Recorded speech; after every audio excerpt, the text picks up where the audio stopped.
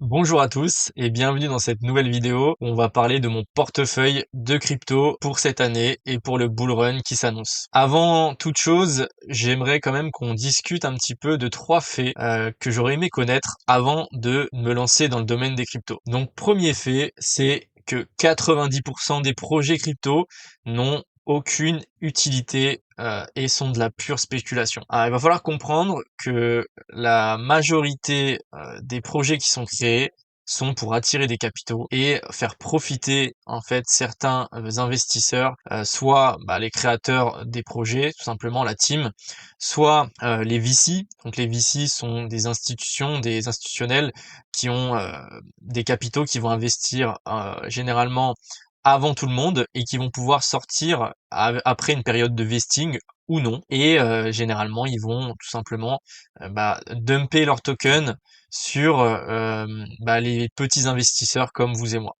Donc c'est pour ça qu'il est très intéressant de bien étudier chaque projet avant d'investir. Comme je l'ai dit, 90% des projets vont ne pas perdurer dans le futur.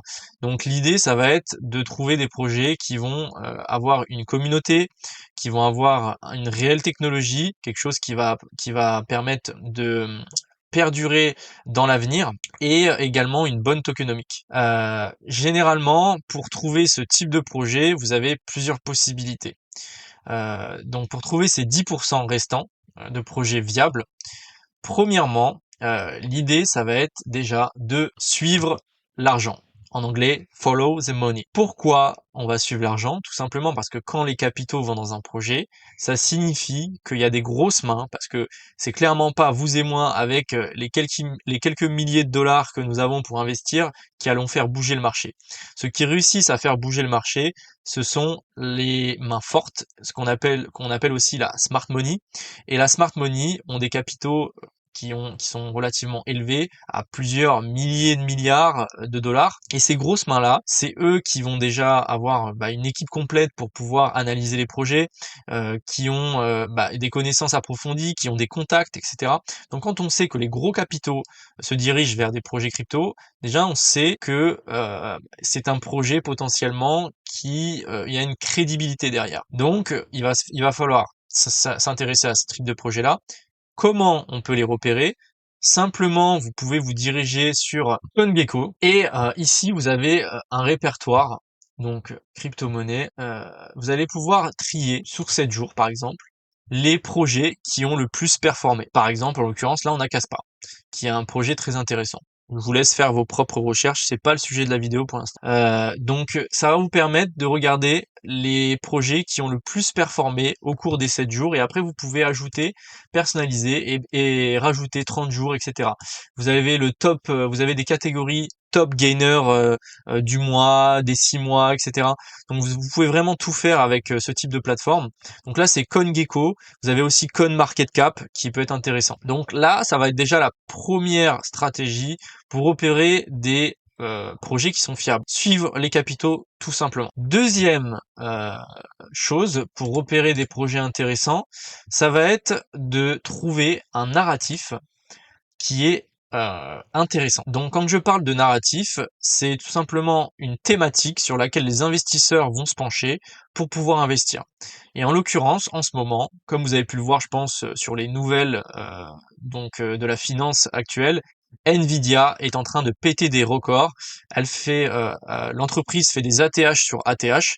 Donc on a bien compris que l'intelligence artificielle est au cœur de toutes les news et clairement c'est elle qui drive le marché action à l'heure actuelle. Qu'est-ce qu'on va essayer de faire? On va essayer de reporter ce narratif-là dans la finance traditionnelle sur l'écosystème crypto. Et on va repérer des projets à fort potentiel qui peuvent être intéressants avec une team qui est legit, avec potentiellement une tokenomics intéressante et en même temps, comme je l'ai dit précédemment, avec des capitaux qui ont été déjà injectés depuis les derniers mois dans l'écosystème. Donc ça va être le premier pour moi, un des plus forts narratifs de ce bull run, c'est clairement l'intelligence artificielle.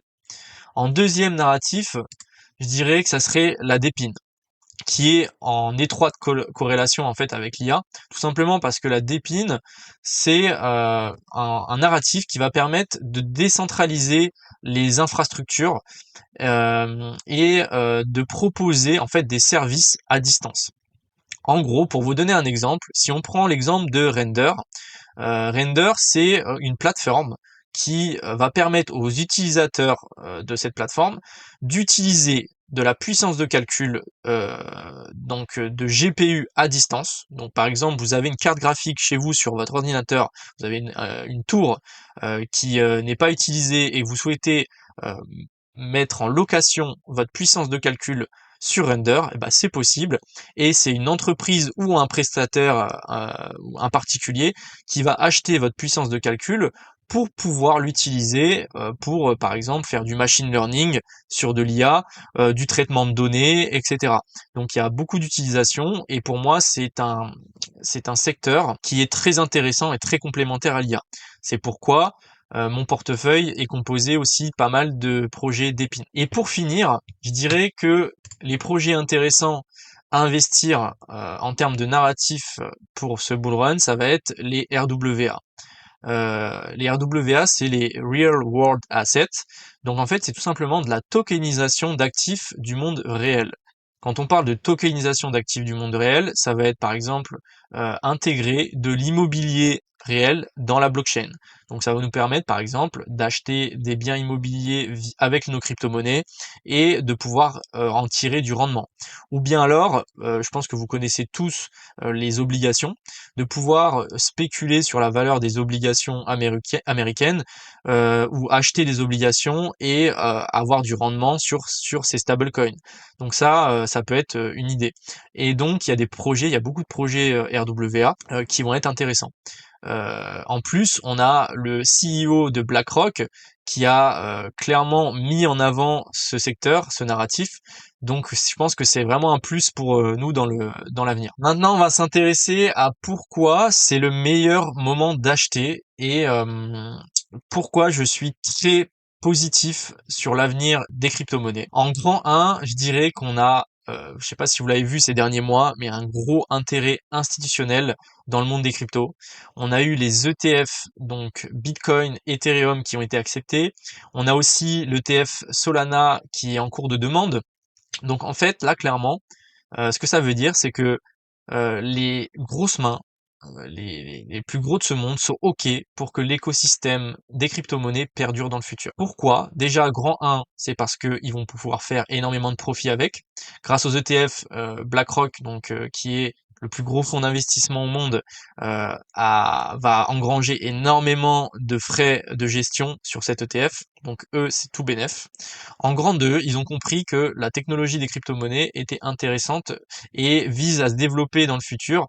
Surtout, je pense, dans le domaine de la DePIN qui est intéressant et aussi dans le domaine de l'IA, comme je l'ai dit précédemment. Donc tout ça, ça va créer tout simplement une pression haussière continue dans le secteur des crypto-monnaies.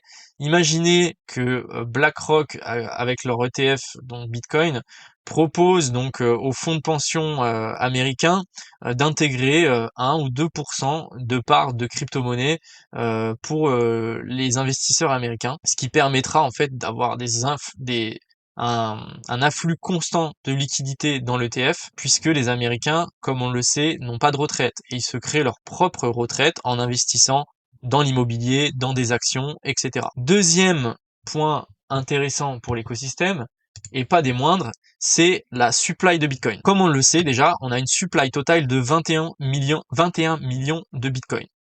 Et il me semble de tête qu'il y a déjà plus de 19 millions de Bitcoin qui ont déjà été émis sur le marché, donc il en reste plus que 2 millions à émettre. Donc déjà, on est sur la fin. Ensuite, on a quand même déjà plus de 17% de la supply qui semble être perdue. Donc ça fait déjà une grosse partie des bitcoins qui sont dans la nature et qui sont potentiellement jamais utilisés. Donc ça augmente encore une fois sa rareté. On a 57% qui sont détenus par des particuliers. On a une bonne partie qui sont détenus donc par les mineurs, par le wallet de Satoshi, donc le créateur, qui n'a jamais bougé depuis un certain temps. Donc peut-être que le wallet aussi est visé, enfin est perdu tout simplement, on ne sait pas. On a certains gouvernements qui en détiennent et on a l'ETF Bitcoin aussi et des entreprises. Donc au final, on a quand même beaucoup de bitcoins qui sont à viser à être conservés parce que justement il y a une certaine confiance dans cet actif et plus on va avancer dans le temps, plus sa rareté va se sentir parce que ces personnes-là ont bien compris qu'il y avait du potentiel de gain dans le futur, dans l'avenir. C'est comme si vous aviez, en fait, vous détenez de l'or numérique, tout simplement. L'or a une certaine rareté, on peut pas en créer à l'infini, et c'est pour ça que l'or, depuis des millénaires, des générations, va prendre de la valeur, et qu'elle a un super moyen d'échange et de conserver, en fait, de la valeur dans le temps. Et Bitcoin, c'est la même chose, mais encore mieux, optimisé parce qu'on peut faire des transactions partout dans le monde, parce que sa supply est limitée et parce qu'en fait, plus les gens en détiennent et plus en fait le Bitcoin va se faire rare sur les marchés. Si personne veut vendre Bitcoin mais tout le monde veut l'acheter, considérez bien que sa valeur en fait elle va augmenter dans le futur. Et on va maintenant passer au troisième point pour lequel je suis très positif pour ce futur bull run, c'est qu'on vient de passer en fait l'halving. Donc on est vraiment dans un moment opportun pour acheter. Comme vous pouvez le voir sur les différents bull runs, que ça soit en 2013, en 2017, en 2021, on a après la période du halving, une forte poussée haussière, donc des capitaux qui rentrent majoritairement dans Bitcoin et dans l'écosystème. Donc ça veut dire que clairement, on est au meilleur moment. Les gens qui pensent que Bitcoin va retracer jusqu'à 50K, voire 40, 30, etc., ok, c'est possible, mais regardez ces graphes. Dans tous les cas, là, clairement, historiquement, les datas ne mentent pas. On a un Bitcoin qui, après chaque halving, va engranger de fortes performances. Donc même si votre wallet descend de 20, 30, 40, 50%, mais regardez ce qui vous attend derrière en fait. Essayez de mettre un petit peu votre psychologie de côté et de vous dire que en visant long terme, dans tous les cas, vous allez finir positif. Bien sûr qu'il va falloir avoir une stratégie de sortie, et ça on en parlera plus tard dans une prochaine vidéo si vous voulez des conseils sur une certaine stratégie pour sortir de vos positions sur les alts et sur Bitcoin, et on en parlera avec plaisir. Mais là, vous êtes vraiment dans un moment opportun. Là, le post-halving, c'est vraiment le meilleur moment pour investir. Si vous voulez pas stagner trop longtemps avec votre portefeuille et être en galère comme on a pu l'être pendant toute la partie bear market avec FTX et tout ça, où c'était vraiment long et psychologiquement dur, là, vous êtes vraiment aux portes de gains potentiels. Donc, réfléchissez-y. Dernier point à prendre en considération avant d'investir dans n'importe quel projet en crypto, c'est de regarder la charte et de faire une analyse graphique. D'accord? Parce que vous n'allez pas investir n'importe où sur un token, il va falloir essayer de choper des retracements. Comment je fais moi? Je vais vous l'expliquer maintenant. Donc, déjà, ce que je veux repérer, c'est des gros afflux de liquidités en début de bull run. Donc là, regardez, on est en octobre 2023. C'est d'ailleurs là où j'ai acheté le token. Hein. J'ai acheté Tao à cet endroit-là à peu près. On a eu déjà une belle performance de x15. D'accord? x15. Donc là, on voit clairement qu'on a un intérêt donc sur ce type de projet, puisque en l'espace de un peu plus de 6 mois, le projet a multiplié sa capitalisation par 15. Donc déjà, c'est intéressant. Ensuite, qu'est-ce que je vais regarder? Je vais regarder tout simplement à combien de pourcentage de retracement on est des plus hauts donc de son ATH. Donc je vais me placer à l'ATH environ et je vais tout simplement aller chercher donc le prix actuel. Là, le prix actuel, on est à moins 63%. Donc pourquoi c'est intéressant d'aller chercher un moins 63% ou un moins 50, moins 40, déjà c'est pas mal. Tout simplement parce que vous avez beaucoup plus de chances que le prix parte à la hausse par la suite, que si vous achetez ici en pleine montée, admettons que vous achetez ici, vous avez beaucoup plus de chances que le token chute et crée un retracement comme celui-ci. En fait, il faut comprendre une chose, c'est qu'à chaque fois qu'on a un retracement sur un actif, c'est tout simplement les grosses mains les gros portefeuilles, la smart money, qui prennent des profits. Donc si vous arrivez à ce moment-là, quand le token est en pleine montée, que vous achetez ici, vous comptez holder et qu'en fait vous mangez un moins 60%, psychologiquement parlant, ça va être très dur. Donc c'est pour ça que je conseille, même si le projet est viable sur le long terme, même si vous avez des fortes convictions, que tout le monde en parle, etc., et bah attendez toujours à un retracement minimum de 40, 50, voire 60%. Regardez ici, retracement de 50%, bim, le prix remonte. Ici, retracement de 60%, et potentiellement, dans le futur, on devrait avoir une belle jambe haussière sur Tao. Voilà donc comment je rentre graphiquement sur un token euh, quel qu'il soit, avant bien sûr d'avoir fait des recherches approfondies sur la communauté, sur la team et sur la technologie du projet. Donc maintenant qu'on a vu un petit peu tous les points cruciaux de comment fallait investir, dans quel projet fallait se diriger et quels étaient un peu les drivers de l'écosystème et pourquoi c'était intéressant à l'heure actuelle d'investir dans les cryptos, je vais enfin vous présenter mon portefeuille de crypto. C'est un portefeuille de crypto qui est destiné à un profil de risque assez risqué, tout simplement parce que c'est un profil qui me convient bien. Je préfère prendre du risque et engranger potentiellement plus de profits parce que j'ai pas peur de voir mon portefeuille perdre 50% en une journée. Ça m'impacte pas en fait, je suis assez détaché, j'ai réussi à faire un travail là-dessus sur l'argent, donc à l'heure actuelle ça ne me dérange pas. Donc, revenons au portefeuille. Première position du portefeuille, on a Tao, donc qui est maintenant bien connu de l'écosystème. Pour ceux qui connaissent pas, je vous invite à faire vos recherches parce que clairement c'est une pépite. Tao, donc c'est un modèle de d'IA, donc de machine learning, avec des subnets. Chaque subnet est différent et il travaille sur du traitement de données pour emmagasiner le maximum de connaissances. Euh, un petit peu à la ChatGPT, voilà, OpenAI, je pense que ça vous dit quelque chose. Voilà, on a 23% de mon portefeuille qui est dédié sur cet actif, donc une grosse position parce que j'y crois tout simplement. On a la même tokenomics que Bitcoin en plus, donc c'est assez intéressant. Donc voilà les positions, je vous partage mes positions en réel avec voilà mon investissement. Euh, En vrai, j'ai pas de problème avec ça, donc il n'y a pas de souci. Ensuite, Realio, donc qui est Rio. C'est un projet RWA qui est la deuxième position de mon portefeuille. C'est un projet par contre qui est low cap, contrairement à BitTensor où là on a un projet qui est quand même assez élevé déjà en market cap. BitTensor il est à 2 milliards de market cap je crois, et en dilué c'est même plus, donc voilà. Alors que Rio, il me semble que c'est quelques centaines de millions, donc c'est assez petit. Mais j'ai fait des bonnes perfs dessus, c'est pour ça que je me retrouve avec 13% de mon portefeuille. Comme BitTensor, en fait, j'ai pas mal performé aussi dessus. Donc Realio, projet RWA, visant à tokeniser, il me semble, de l'immobilier et d'autres actifs, donc très intéressant. Les points forts, c'est surtout qu'il y a une grosse communauté derrière. Et deuxièmement, que ça a été un projet lancé en fair launch, donc il n'y a pas de VC derrière, donc il n'y a pas de risque de vesting et d'avoir une vente massive des institutionnels ayant acheté le token avant, puisqu'il n'y en a pas tout simplement. Ensuite on a Fetch, donc Fetch qui est le projet phare dans l'IA, le plus connu, capitalisé il me semble de tête à 4 milliards, avec une allocation à 10%. Celui-ci, j'avais alloué un peu moins en début de bull run, et du coup j'ai une maigre performance dessus. J'ai réalloué là récemment avec la chute qu'on a eue. Moi je vous conseille voilà d'investir si vous voulez pas trop prendre de risques. C'est un des projets les plus prometteurs je pense dans l'IA avec Bitensor. Donc ces deux gros projets là peut-être à considérer si vous voulez investir dans le narratif de l'IA. Ensuite, on a TrueFi qui est dans le même domaine que Rio. Donc pareil, très intéressant à étudier. On a NIR Protocol, eux qui sont une blockchain en fait, qui savent pas trop encore où se situer parce qu'ils font beaucoup de communication.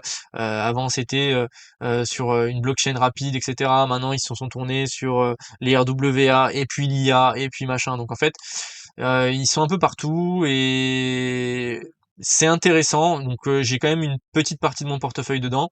J'ai pas des grosses convictions dessus, mais je hold quand même parce que on voit quand même que depuis le début de l'année, les capitaux ont été massivement injectés dans NIR.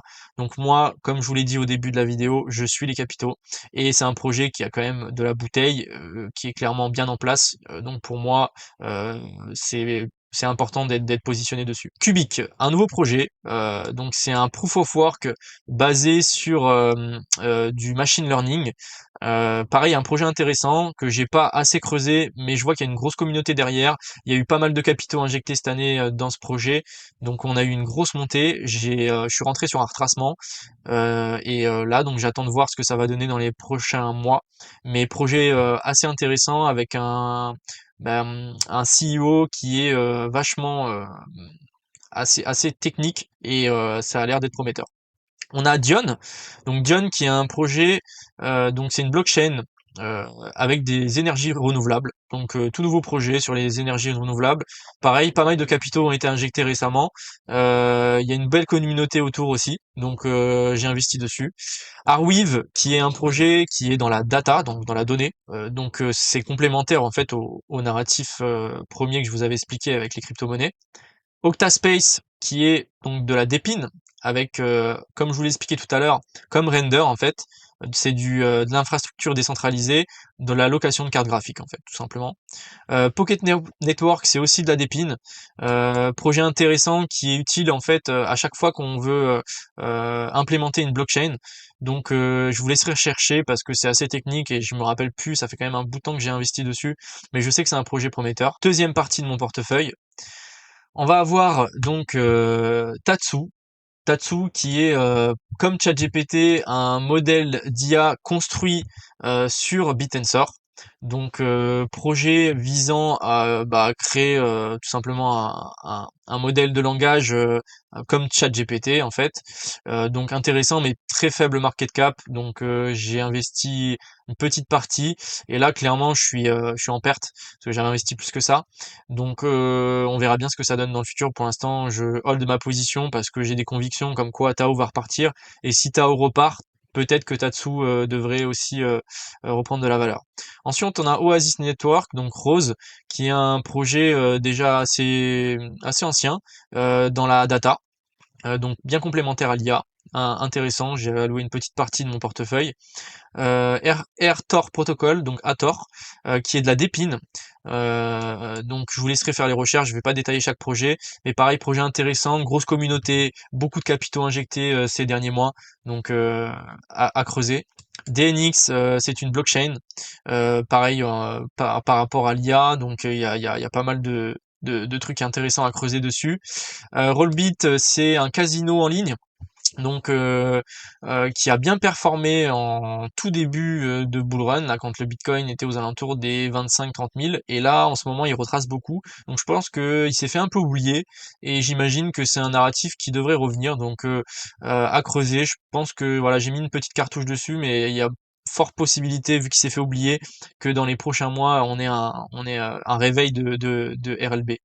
Xena, c'est une petite cape IA, projet intéressant que j'ai creusé un petit peu en surface. J'ai mis une petite ligne dessus. On a Velo, une blockchain aussi intéressante qui vise de tête améliorer les transactions entre toutes les blockchains. Donc à creuser aussi. Zeph, je suis pas mal en perte dessus, j'avais investi dessus. C'est un projet qui vise à créer un stablecoin. Euh, je me rappelle plus exactement. Faudrait que je recherche. Ça fait longtemps que j'ai investi dessus. Galéon, ça c'est un projet qui date du bull run précédent que j'ai holdé tout simplement parce que je peux pas le vendre. Mes tokens sont bloqués. Donc voilà, sinon je l'aurais vendu et j'aurais investi dans un token plus narratif IA, etc. Et ça, c'est un token qui sert à rien. N'en tenez pas forcément compte. Voilà, donc là je pense qu'on a fait pas mal le tour. Si t'as des questions et que tu veux me les poser, bah t'as l'espace commentaire pour le faire, donc n'hésite pas. Je t'invite à me mettre un like sur cette vidéo si t'as aimé ce petit format avec la présentation de mon portefeuille en détail. Là vous avez carrément mes positions et mon pourcentage, donc j'espère que c'est clair. Et puis je t'invite à t'abonner pour suivre les prochaines vidéos parce que je compte publier une vidéo chaque semaine. Et je te remercie d'être resté jusqu'à la fin et je te dis à la prochaine.